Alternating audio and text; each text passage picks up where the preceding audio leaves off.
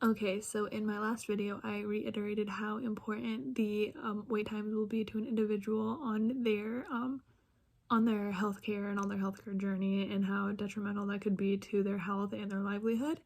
And then I explained how the increase of wait times and how the increase of the wait times would increase due to the long transition process that it would take to get everyone on a single payer healthcare system.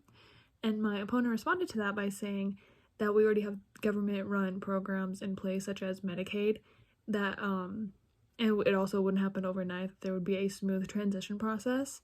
And I have to disagree with that. I don't think it would be remotely simple, remotely possible to get millions of people on a single payer healthcare system effectively to benefit people in the long run. And then another thing that adds on to the wait times is the budget cap for healthcare that not a lot of people know about.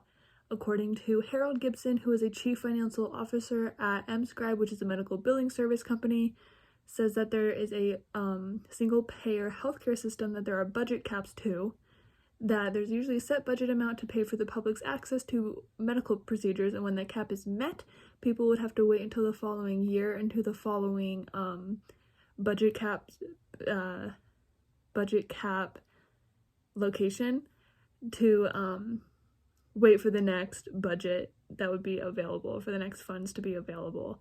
So if it's already all maxed out due to the single payer healthcare program, then people would have to continue to wait until the next budget is available, the next funds are available. So that would just add on to the wait times again. And then another thing that my opponent brought up was that that doctors wouldn't move to private practices because they became doctors to help people.